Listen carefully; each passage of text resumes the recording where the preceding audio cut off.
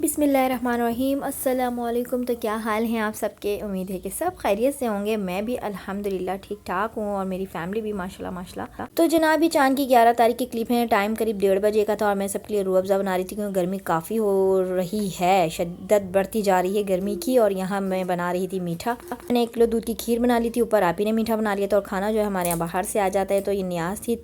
चांद की 11 तारीख की कारी साहब आ चुके थे। न्याज वगैरह हो गई थी, उसकी क्लिप मैंने नहीं ली है। बच्चे आते हैं मस्जिद से कुरान खानी वगैरह के लिए। तो बस अभी ये चांद की 13 तारीख की क्लिप है। मैं इसी तरह से बोलूँगी क्योंकि मुझे ना फिर याद नहीं रहेगा कि कौन से दिन के क्लिप थे। तो ये मुझे हलवा बनाना था और अगले दिन जो है शब बारात का दिन था। बस न्याज बनाने से पहले मैं बना लूँगी अपने हस्बैंड के और उनके दोस्त के लिए चाय। साथ मैंने चने भी भिगा दिए थे बॉयल करने के लिए सॉरी। और तो बस जो टूटे हुए अंडे थे उनको मैंने धो के बास्केट में रख दिया था खुशक होने के लिए। साथ मैंने चने धो के चने बॉयल पे रख दिए। साथ बन रही थी हमारी चाय के साथ मैंने वही बाकर खानी वगैरह स्नैक्स वगैरह जो होते हैं रूटीन वाले, वो मैंने रख दिए थे चाय के साथ।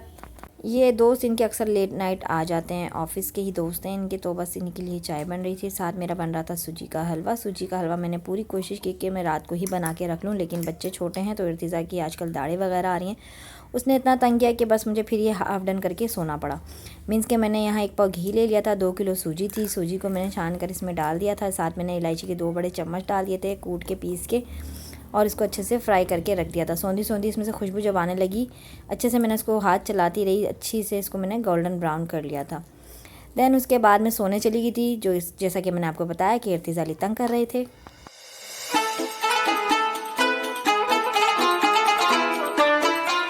जनाब, ये हो गई थी नेक्स्ट मॉर्निंग और welcome back to my new blog. चलते हैं अपने किचन की तरफ।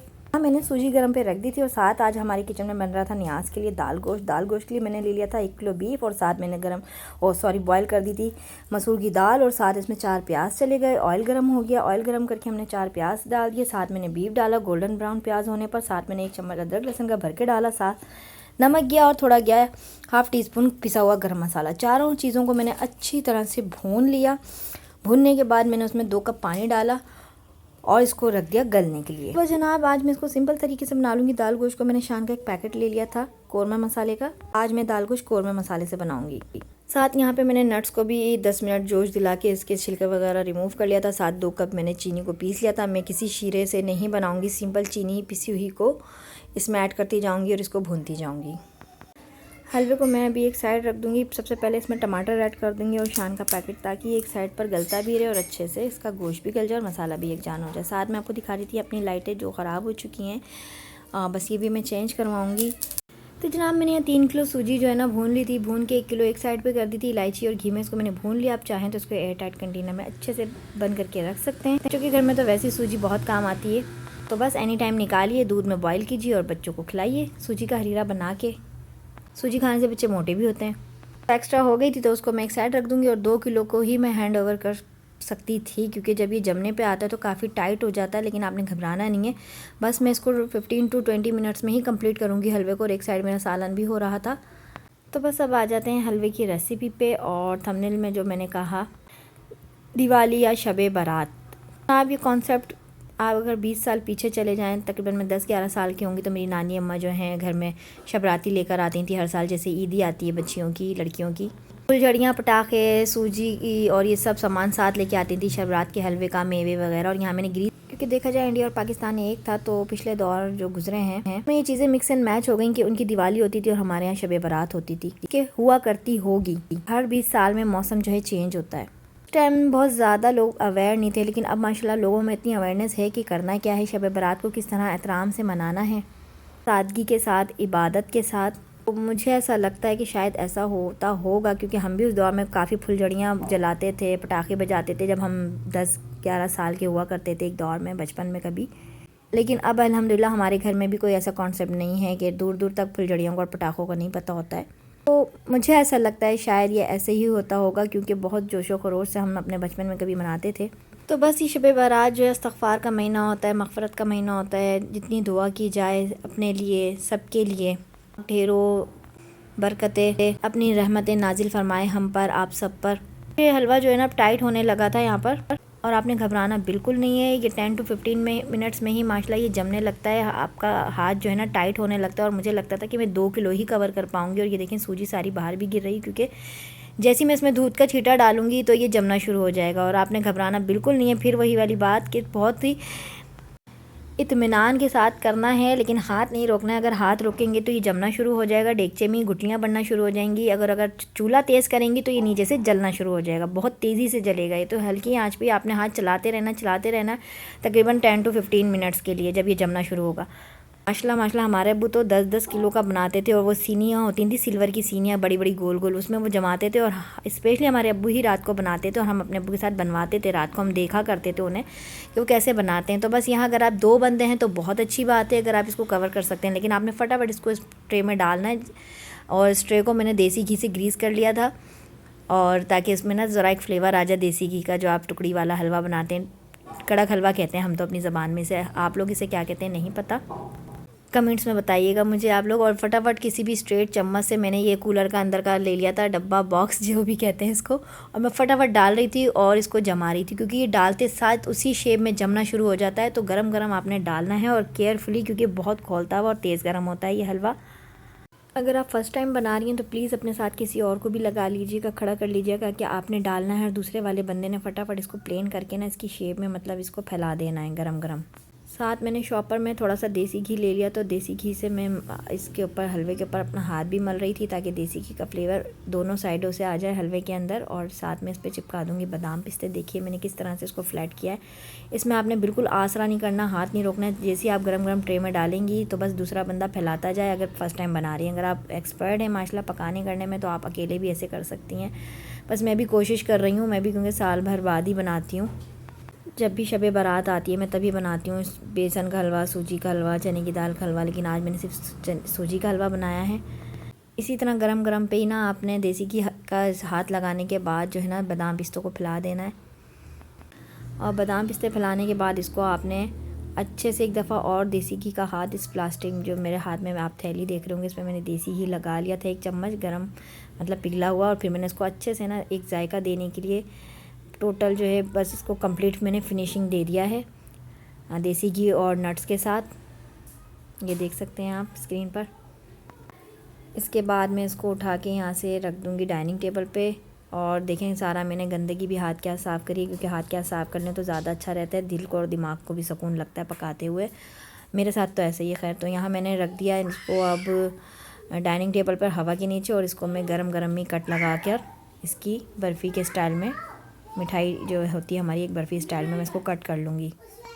आपने एक चीज़ का बहुत ख्याल रखना है कि जब आपका हाथ टाइट होने लगे तो समझ जाएं ये इसका वही वक्त है जब ये हलवा जमने वाला है। अगर आपने थोड़ी सी भी देर करी या थोड़ा सा एक होता है ना कि नहीं अभी नहीं हुआ है, तो ये भुरभुरा भी हो सकता है और ये जमेगा बिल्कुल भी नहीं। तो प्रॉपर अगर आपको लगे कि हाथ टाइट हो रहा है तो उसी टाइम आपने इसको डिश आउट करना है, प्लेन करना है। चांदी के वर्क लगाने हैं तो चांदी के वर्क लगाएं, बादाम पिस्ते ऐड करें, साथ थोड़ी देसी घी का टच दिया। और ये देखें माशाल्लाह हमारा सूजी का जो कड़क हलवा होता है वो रेडी हो गया बर्फ़ी स्टाइल में। बहुत ही मज़े का बनता है। इसको आप एयर टाइट कंटेनर में रूटीन के मुताबिक भी भर के रख सकते हैं। हमारी दादी अम्मा तो ऐसी करती थी, दूध के जो पुराने डब्बे होते थे ना, पुराने दौर के जो लोग होते थे, वो दूध के जो बड़े बड़े डब्बे होते हैं उसमें वो इसको शाम के टाइम चाय के साथ भी सर्व करती थी, ख़ुद भी लेती थी और बच्चों को भी देती थी, अपने पोता पोती को। तो बस ये एक होता है पुराने लोगों का भी एक ये तरीका हुआ करता था। उस टाइम स्नैक्स वगैरह इसी तरह से घर में बनते थे, मीठे बिस्किट या इस टाइप की चीज़ें, तो अच्छा रहता है और ये ख़राब भी नहीं होता। अब इसको दूध के डब्बा में अगर इस तरह से टुकड़ियों को करके रख देंगी इनकी कतलियों को सूजी की, तो ये आराम से रह जाएंगी 1 महीना 2 महीना। और ये मेरी जो एक्स्ट्रा सूजी थी जो मैंने भुनी थी इलायची और देसी घी के साथ, और बच्चों की आवाज़ को आप इग्नोर कर दीजिएगा, वो लोग खेल रहे हैं ड्राइंग रूम में। साथ यहाँ मेरा गोश्त भुनाई पर आ चुका था, छिलके में रिमूव करके, बस छिलकों को रिमूव करके मैं जो है ना फटाफट इसकी भुनाई करूँगी। और तेल जो है मैंने सेपरेट कर लिया, जिस तरह से हमारा निहारी का तरीका होता है, दाल गोश्त बनाने का तरीका होता है, सेम खड़े मसूर की दाल भी मैं इसी मेथड से बनाती हूँ कि मैं तरी को जो है ना हटा देती हूँ, क्योंकि बाद में तरी लाना थोड़ा मुश्किल हो जाता है। और विदाउट तरी के खाना फिर मुझे तो बिल्कुल भी नहीं अच्छा लगता। कितने लोग हैं आपको जिनको विदाउट तरी के खाना जो है पसंद है, लेकिन मैं ऑयल बहुत कम यूज़ करती हूँ। जो भी ऑयल था देखा होगा आपने, मैंने सेपरेट कर लिया। अब इसको मैं जब ये मैंने दाल को जोश दिला के थोड़ा और पकाया 15 मिनट्स के लिए, और उसके बाद मैं तरी ऊपर से ऐड करती हूँ ताकि देखने में थोड़ा सा कलरफुल और रोगन वाला खाना लगे। साथ मैंने डाल दिया था हरा धनिया, हरी मिर्चें। किस किस के मुंह में पानी आ रहा है इसको दाल गोश्त को देख के। मेरा तो बहुत पसंदीदा है ये दाल गोश्त, फेवरेट है, इसलिए मैंने आज जो है बनाया। साथ में ये बॉक्सेस दिखा रही थी, ये 3 थे, एक जो है इसका टूट गया दरमियाने साइज़ का। स्पेशली मैं ये आटे के लिए लेकर आई थी। जब आप अपने घर में रोटी वगैरह बनाते हैं तो ज़रा सा किचन ना आपका ऑर्गेनाइज लगता है, मतलब हर चीज़ ज़रा तरीक़ेकार से हो। तो मुझे तो ऐसा है कि बस अच्छा लगती हैं इस तरह की चीज़ें, मुझे दिखती हैं तो मैं ले लेती हूँ। तकरीबन ये 6 साल हो रहे हैं, लेकिन अब इसका 2 महीने पहले जो है ना दरमियाना वाला बॉक्स टूट गया, जिसमें मैं खुश्की रखती थी, बड़े वाले में आटा और छोटे वाले में ऑयल। तो यहाँ मेरा हलवा देखें कि खुशक हो गया। कारी साहब के आने का टाइम हो चुका था, बस उन्होंने आके न्याज देनी थी। और बच्चे मैंने यहाँ तैयार कर दिए थे, नहीं अभी तैयार नहीं करे हैं, बस मैं इसके बाद जो है बच्चों को नहलाने ले जाऊँगी। उससे पहले जो है मैं यहाँ मेरे चने भी देखे बॉयल हो चुके थे। मैं बनाने वाली थी काठियावाड़ी छोले, जिसकी रेसिपी मैं इंशाल्लाह नेक्स्ट व्लॉग में शेयर करूँगी आपसे। छोलों से रिलेटेड जितनी भी रेसिपीज़ होंगी आपसे शेयर करूँगी। रमज़ान के हवाले से चाय के साथ मैं बनाने वाली थी काठियावाड़ी छोले, वो एक साइड पे कर दिया। साथ बन रहा है चने का पुलाव, वो क्लिप हो गया मुझसे टोटल मिसिंग हो गया वो, और समटाइम मेरे से डिलीट भी हो जाते हैं क्लिप बनाते बनाते। तो दुआ कीजिए कि मैं प्रॉपर व्लॉग बनाना सीखूँ या बस बनाने लगूँ। इंशाल्लाह मैंने बड़े शौक़ से जो है ना व्लॉगिंग स्टार्ट की थी, लेकिन अब मैं धीरे धीरे छोड़ दी। फिर मैंने 2 महीना कंटिन्यू व्लॉगिंग रखी। उसके बाद जो है मैं कभी डालती थी व्लॉग, कभी नहीं डालती थी, टाइम ही नहीं मिलता था, वही रूटीन वाले काम। तो धीरे धीरे भी 2 महीने मैंने दोबारा स्टार्ट किया अपना। तो मैंने अपने चैनल को थोड़ा रूटीन चैनल पे ले आई हूँ, व्लॉगिंग चैनल से हट चुका है मेरा चैनल। लेकिन इंशाल्लाह मेरी कोशिश है कि मैं व्लॉगिंग भी करूँगी। बच्चे फ़िलहाल छोटे हैं, तो जिस तरह से मसरूफ़ होती हूँ, जो मेरी रूटीन होती है कुकिंग को लेके, घर को लेके, तो वो मैं आपसे अभी तकरीबन 2 महीने से मैं अपने इस चैनल पे शेयर कर रही हूँ। दोबारा मैंने व्लॉग अपलोड करना शुरू किया। और यहाँ बन रही थी 2 तय की रोटी। हमारे यहाँ जो है 2 तय की रोटी बनती है।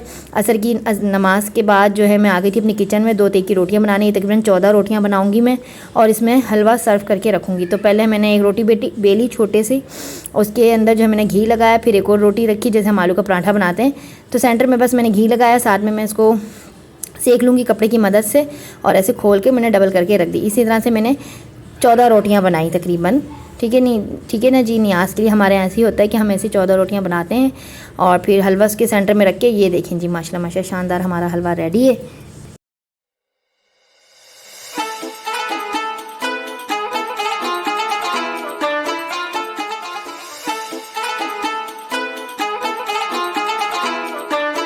तो बस जनाब, जो छोटे छोटे से किनारियों वाले थे ना, वो मैंने एक साइड रखे, छोटे छोटे पीस एक बॉक्स में जमा कर लिए, और ये मेरे माशाल्लाह से चल जाएंगे आराम से। ये अगर आप डेली रूटीन में भी ऐसे बना के रखते हैं तो बहुत इजीली, दूध के डब्बे तो होते ही घर में, या एयर टाइट कंटेनर जिस तरह से बॉक्सेस होते हैं, तो ये आराम से फ्रिज में भी चल जाते हैं, विदाउट फ्रिज के भी चल जाते हैं 1 महीना आराम से, अगर आप इसको कैबिनेट्स में भी रख देंगे।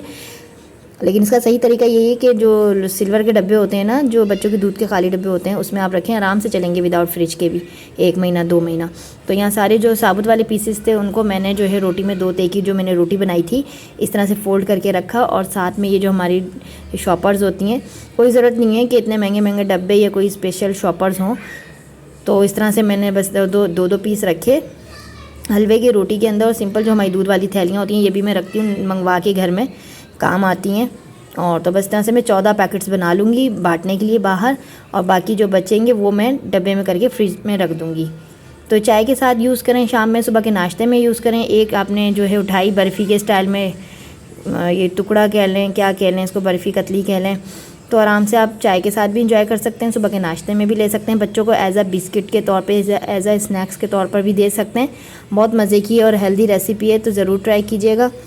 जनाब, मैंने इसमें इबादत के कोई क्लिप शेयर नहीं किए हैं, बस इसके बाद बच्चे बांटने के लिए बाहर चले गए थे। और यही थी मेरी शब बारात की छोटी सी रूटीन। और कुकिंग अच्छी लगे तो लाइक कर दीजिएगा, शेयर कर दीजिएगा, और इसी प्यारी सी दुआ के साथ कि दूसरों को आसानियाँ दीजिए। अल्लाह पाक आपके लिए ढेरों ढेर आसानियाँ पैदा फरमाएंगे।